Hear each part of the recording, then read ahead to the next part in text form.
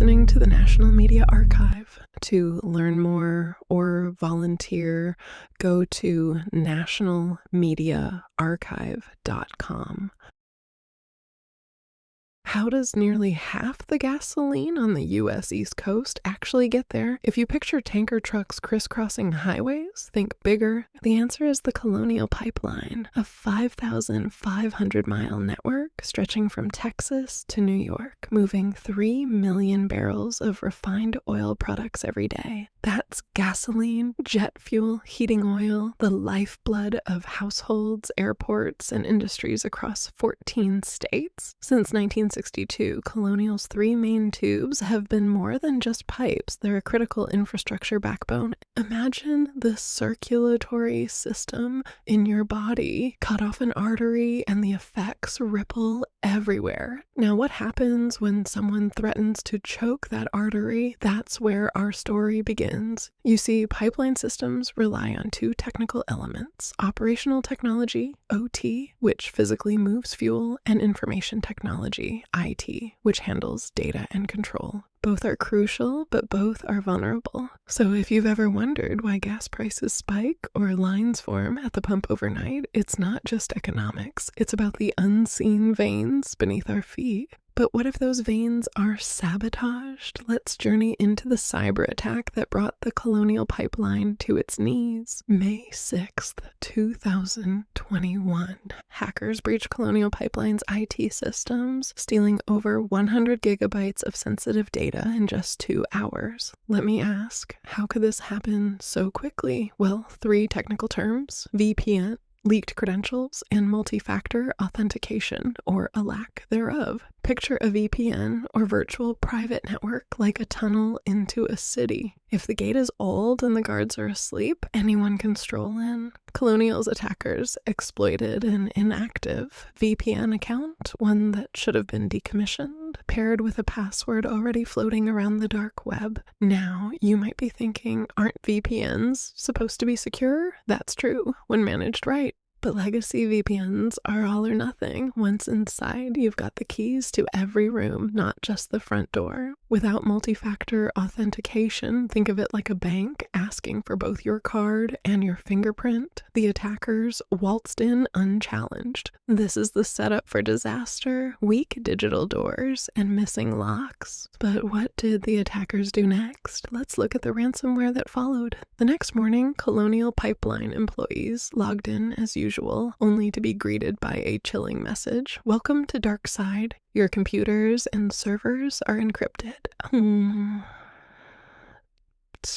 Imagine the panic. Workstations frozen, critical data locked, and a demand for millions in ransom. Ransomware, our next technical term, is malware that encrypts files and demands payment for their release. It's like a digital kidnapper, except the hostages are your own company's lifeblood. Now, you might wonder, was the actual fuel pipeline compromised? Curiously, no. The operational technology responsible for moving oil wasn't directly hit, but Colonial shut down the entire system as a precaution, fearing the attack could leap from IT to OT. This decision cascaded into a full-blown supply crisis. Sometimes the threat of contamination is enough to halt everything. Let me tell you, in cyber defense, knowing when to pull the plug can mean the difference between containment and catastrophe. Within hours, news of the shutdown spread. And what do people do in a crisis? That's right, they panic. Gas stations from Florida to Virginia saw mile-long lines, with some drivers literally filling plastic bags with gasoline, despite warnings from the Consumer Product Safety Commission. Let's pause. Why does this happen? It's a classic case of supply chain disruption. In logistics, there's a technical term: a bullwhip effect. A small disruption at the source is amplified down the line, leading to shortages and chaos. Gas prices surged past $3 a gallon, airlines struggled with jet fuel shortages, and critical infrastructure, like hospitals and emergency services, braced for impacts. Now you might be thinking, isn't there a backup plan? In theory, yes, but pipelines aren't easily replaced. They're not like rerouting traffic after an accident.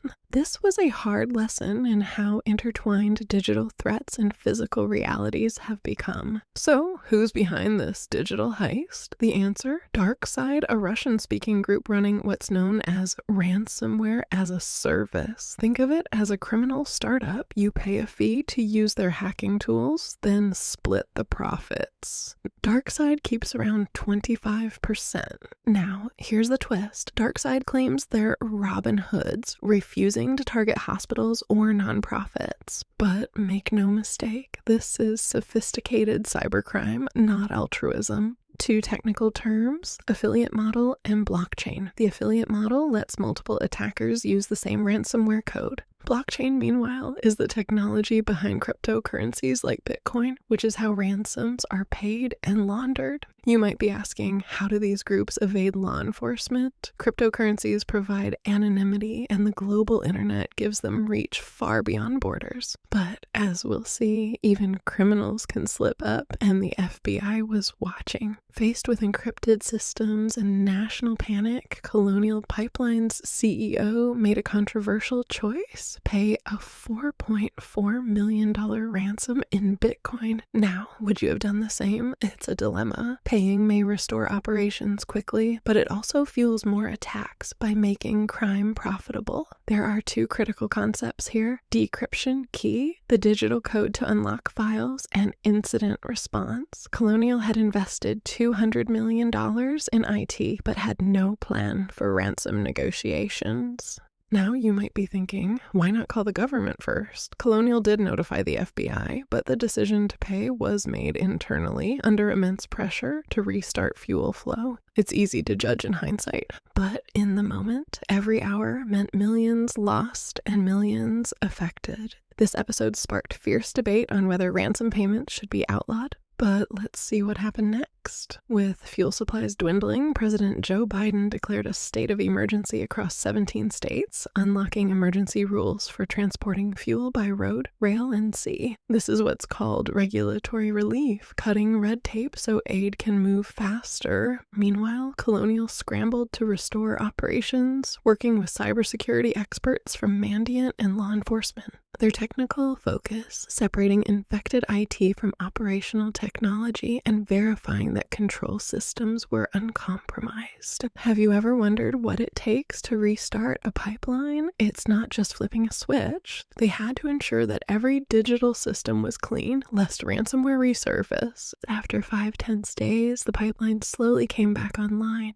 But the economic and psychological shockwaves took weeks to fade. This was a high-stakes game of risk management and crisis communication, and the whole country was watching. Here's a twist no one saw coming. The Department of Justice recovered 63.7 Bitcoin worth $2.3 million from the hackers. How? Let's break down two key technical terms: private key and cryptocurrency wallet. Think of a private key as the password to a digital bank vault. Without it, the money's locked away. Court documents suggest the FBI got hold of the hacker's private key, though how remains a mystery. Was it insider betrayal, sloppy operational security, or cooperation from a crypto exchange? Officials aren't saying. You might be thinking, isn't Bitcoin untraceable? Not exactly. Every transaction is recorded on the blockchain, a public ledger. With enough data and legal warrants, authorities can sometimes follow the money. This recovery was rare. Most ransomware payments vanish forever, but it showed that digital heists aren't always perfect crimes. Still, the attackers' overconfidence in leaving funds idle was a critical mistake, one that cost them dearly. June 8th, just a month after the attack, Colonial Pipeline's CEO faced Congress. He apologized for the disruption, but defended paying the ransom as the only way to swiftly restore fuel. Lawmakers were blunt. How could a critical company be so unprepared? Two terms came up again and again: resilience and zero trust. Resilience means bouncing back from attacks. Zero trust, meanwhile, is a security approach where no user or device is trusted by default, even inside the network, like airport security for every passenger, every time. Let me tell you a story. A senator compared Colonial's preparedness to that of a small school district in New Hampshire, implying big companies sometimes miss basic security steps. The hearing exposed a hard truth. The U.S. energy sector is a patchwork of public and private actors, many with uneven cybersecurity defenses. The call for stronger regulation and better collaboration was loud and clear.